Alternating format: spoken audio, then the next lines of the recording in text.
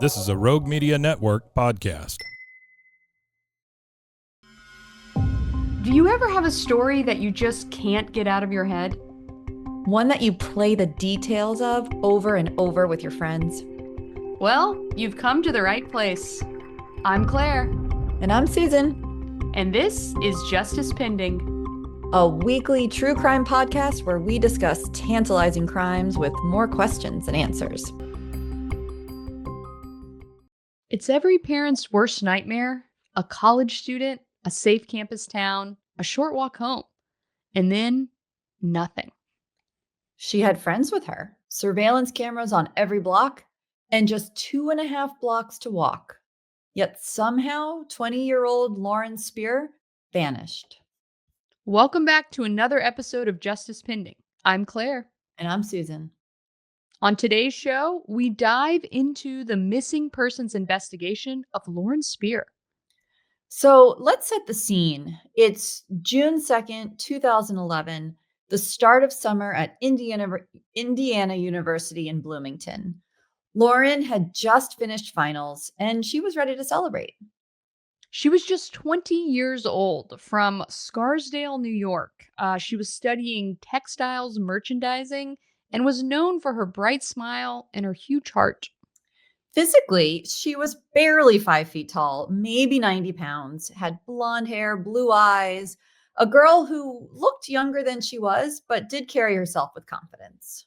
So that evening, she had friends over to watch a basketball game at her apartment in the Smallwood Plaza complex. They drank some wine, relaxed, just typical college downtime. I mean, basketball is a big deal in Indiana. It certainly is. She did have a boyfriend. Her boyfriend, Jesse Wolf, he wasn't there that night. He was home in his own home. And Lauren texted him around 12:30 a.m. to say that she was headed to bed. But instead of going to sleep, she changed her plans and slipped out to a party 2 blocks away at her friend Jason's townhouse. I mean, we've all done that, right? Finals done, summer's starting. She probably got a call, come over. It's 2 Right. blocks. She's on foot, easy. And she went. Yeah, I mean, it doesn't seem like any unusual activity for a college student to decide to go out at after midnight on, a weekend. It's completely normal. But for Lauren, that decision would mark the last time she was ever seen alive. When she got to Jason's townhouse, which was literally 2 blocks away, Lauren met his neighbors who were also over for the get together, Corey Rossman and Michael Beth. And they all drank, and some witnesses later said there might have been drugs involved. They cited Klonopin and cocaine. So around 1:30 a.m., Lauren and Corey left for Kilroy's Sports Bar, a popular late night spot near campus. And they were there for less than half an hour. And strangely, she was barefoot. She'd left her shoes and her phone at the bar. Yeah, that's a bizarre detail. Shoes and phone. I mean, those I are two know. things you usually do not leave home without, right? And you don't leave at another location. So, I mean, they did get there after 1:30 in the morning, so 2 a.m. closing time. It's not going to be long, but it's bizarre. The lack of shoes and phone. Even one of those things would be weird, but Yeah. both is I mean, I feel though after a night of drinking and maybe drug use and you're leaving and you've taken your shoes off because you're dancing. okay. I Okay, could Susan. see a Yeah. world, like, not that I've been there, but I could see a world where that, and then she forgot her phone because she was having too much fun and got wrapped up in the evening. I mean, I could just see it. I could see it. It is The strange. dancing in uncomfortable shoes, that did it for me, Susan. That's a good note right there. Yeah. So when they left Kilroy's, they started back toward her apartment complex, but that's when things started to go wrong. Very wrong. In the hallway of her building, this group ran into another group, a group of guys who happened to be friends with her boyfriend, Jesse. And there was some tension, I don't know, maybe jealousy, but one of the men punched Corey Rossman in the face. Yeah, so you have to wonder, is this related to Lauren's relationship with Jesse? Is this something completely different? It's strange, right? And it gets stranger because Corey later claimed that this punch erased his memory of the night. Convenient or not, it's the story he's always stuck with, that he doesn't remember anything because he was punched in the face. Right. Again, could see a world after a punch and a night of partying. Yep. Um, but it also happens to be very convenient. So surveillance footage from the area does show Corey carrying Lauren over his shoulder. I mean, remember she was barely 90 pounds and Yep. but because she was really that intoxicated, and they went back to his apartment around 2:30 a.m. So Corey's roommate, Michael, said that Corey got sick and went to bed. Lauren, according to Michael, Lauren left to go next door to Jason's place. And then Jason told police that he urged Lauren to sleep on his couch, but she insisted she wasn't ready to call it a night. Yeah, this is starting to get a little bizarre to me because it's 4:30 in the morning. You have to be exhausted at this point. Again, possibly fueled by cocaine. You're not wanting to sleep, but according to Jason, Lauren walked out the door around 4:30 a.m. and was heading south on College Avenue, which would have been toward her own apartment. And that is where the trail goes cold. So by the afternoon of June 3rd, when Jesse Wolf hadn't heard from Lauren, he started calling her friends. So this is, you know, at this point, no one's seen her, and her boyfriend reports her missing that same day. And police, to their credit, do respond quickly. They search her apartment, local lakes, wooded areas, dumpsters, and for weeks, volunteers comb through Bloomington, like hundreds of them. Yeah, so there was surveillance video from multiple streets and buildings.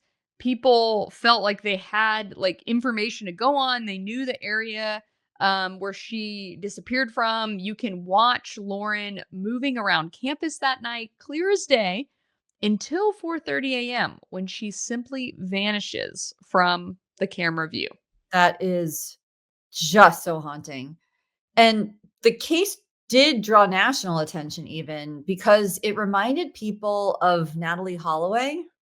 Remember that Yep. case? And Maura Murray, who we need to talk about. Two young women that had gone missing without explanation. Yes, and we will talk about Mara Murray here in a future episode because we realize we've never discussed this uh, extremely twisted, bizarre, fascinating missing persons case that dominates so many conversations when you talk about the unsolved story you wish you could solve, right? Right. That's right. But back to Lauren. So Lauren's parents flew in from New York and they never left. They stayed in Indiana, joining searches, handing out flyers, and speaking to every media outlet that would listen to them. And weeks turned into months and still nothing. So let's talk about some of the questions that are still out there and some suspicions. From Mhm. the start, investigators focused on the people Lauren had been with that night. And it was not a short list, right? Right. She'd been with a group of people. And it's Corey Rossman, Michael Beth, Jason Rosenbaum, who, that's the one whose first Convenient. party she was invited to just 2 blocks away, and her boyfriend, Jesse Wolf. Yeah, all four hired lawyers pretty quickly. Yep. None have ever been charged, but police have still called them persons of interest. I mean, they're the last people that she's Yeah. known to have interacted with, and they had some relationship with her, some very small, some larger, but you have to start in a missing persons investigation in any crime, you start with the victim and then you draw circles out. And it makes sense that these four guys would be of interest to law enforcement. It doesn't mean they did anything wrong, but it means that they need to be interviewed. That's right.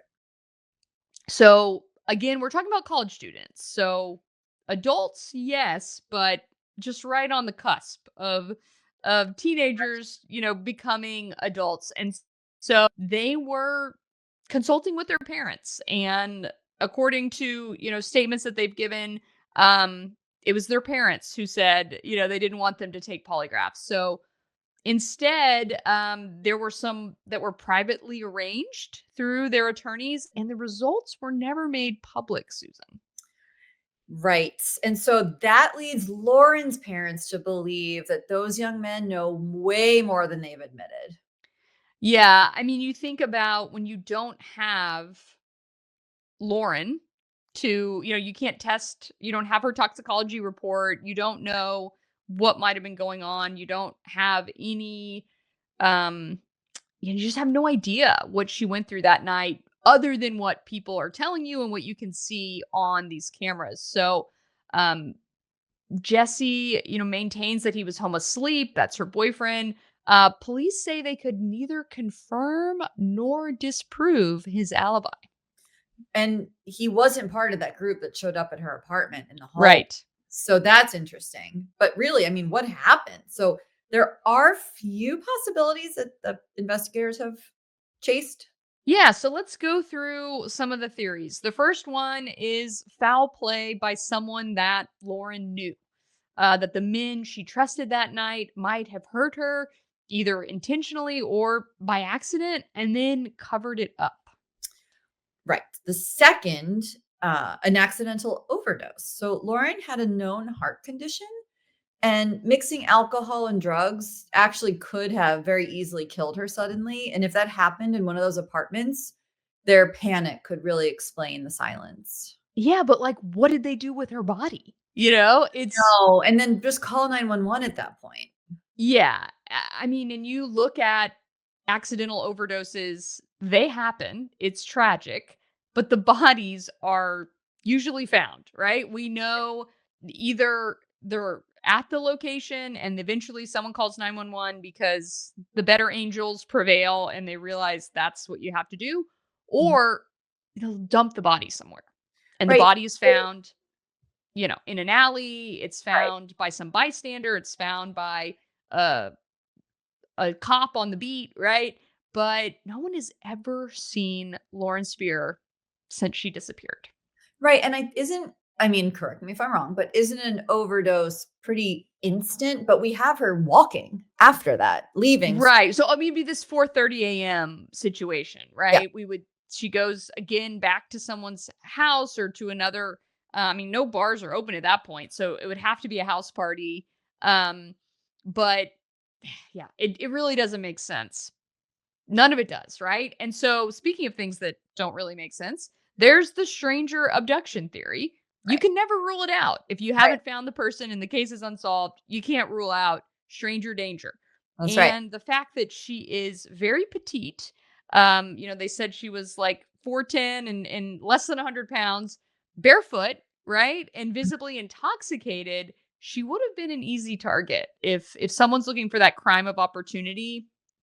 It's so rare. It's the least common way for women to um end up dead, right? Is by a stranger. It's usually someone that you know.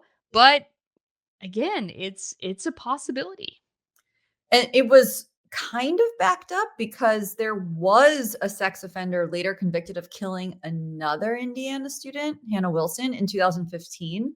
But police say they found no link. I'm not sure how they wouldn't have found a link, but they did Right. I mean, sometimes they're able to see that this person was like, elsewhere. Yeah. yeah, they through either receipts or surveillance footage, or a lot of times these people will be locked up in some other town. Right. Usually the best way to tell that they did not commit a crime is if they're behind bars for something else at the time of the disappearance. But um it's just they haven't publicly stated why they don't believe that there's a link, but that is their official position. So people have sent in tips about this case, as people do, and they usually center around the fact that she overdosed and her body was hidden. But nothing has come of that theory. I mean, I guess you start thinking, did they dig a hole, bury the body. It's hard to dig a hole, Susan. It is a lot of work. The ground in Indiana in the spring is probably still going to be pretty hard. I have a hard time believing that that she would have been, buried somewhere, just because physically very difficult. You're talking about a group of intoxicated people. Right. They're probably not gonna be able to hide a body that well. And she walks So alone at 4:30. You don't see people chasing after her, tracking her down. It's. right, right, but she goes around the corner, so we don't know what might have been True. waiting. So yeah, Yep. Her mother, her family's not giving up, but yeah, she did say perhaps it was a terrible accident and that she could deal with that, but what she can't deal with is what she doesn't know, which is yeah. really the sentiment echoed by every missing persons family. Yeah, so here we are in 2025 and we're now coming up on 14 years Yeah. since she's been missing. Her parents wrote on Facebook about the exhaustion of not knowing, right? Yeah, they, again, echoing every single missing person's family out there. It's this incessant state of not knowing is exhausting. Knowing that there is not a single piece of evidence is exhausting, and that's the right word for it. Yeah. They believe that someone out there still carries the truth and that someday a crisis of conscience will break the silence. And there may be hope in some new reporting. Investigative journalist Sean Cohen recently released a book, College Girl Missing: The True Story of How a Young Woman Disappeared in Plain Sight, with new interviews and witness testimony. Yeah, I mean, props to the journalist, right? For getting out there, doing his own investigation, interviewing people, getting new statements. That's the kind of work that can really make a difference in these cases because the police have a continual stream of new cases coming across their desk. And so Got to a lot keep of it. times it is, one dedicated journalist who is going to make this their primary focus and they can really dig into this one case. And yeah, you really hope that something shakes loose and they get new information. I mean, if we're talking about a murder, if we're talking about something where somebody knows where her body is, then the idea of conducting this new investigation and doing a new round of interviews, a lot of time has passed. Maybe someone is, no longer feeling um like they can keep this secret anymore, Susan. I know. I mean, hopefully, Yeah, someone does know, and hopefully that person is still with us to tell us. right. And all that. And her mother really was so grateful that this journalist wrote this book, and thanked him for being a reminder that there is a girl who seemingly disappeared in plain sight, but she's still missing. And someone out there knows what happened. And she does have a family who's still waiting for answers. Yeah, the family hired a private investigator and they actually worked with Sean Cohen to try to find answers, for his book and of course for Lauren, right? It's just an unbelievable never-ending trauma for that family. Yeah, it's terrible. I think the fact that Lauren didn't vanish from a dark hallway or, remote trail, she disappeared from a well-lit college street surrounded by people and cameras. Yeah, that's what's unsettling as well. It's also a case that has you asking uncomfortable questions about friendship and choices people make, and that kind of like the idea, let's keep the party going, not that Yeah. it's all, but these things, you just start questioning decisions, and maybe it makes people think twice. Yeah, I mean, maybe it was an accident, maybe it was something darker, but as long as silence remains, justice cannot begin. That's right. And Lauren's family still posts every June 3rd the quote, "Lost but not forgotten, always loved." If you know anything about the disappearance of Lauren Spierer, contact Bloomington Police at 812-339-4477. You can also email tips to policetips@bloomington.in.gov. Thanks for joining us on another episode of Justice Pending, and we'll be back next week with an all-new case. Justice Pending is recorded in Dallas, Texas for Rebel Studios. It's hosted by me, Claire Sanamaw, and Susan Passoni. Our theme music is Bending Truth, licensed at premiumbeat.com. We appreciate all listener feedback.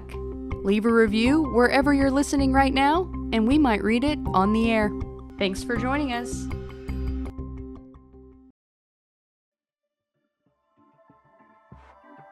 This has been a Rogue Media Network production.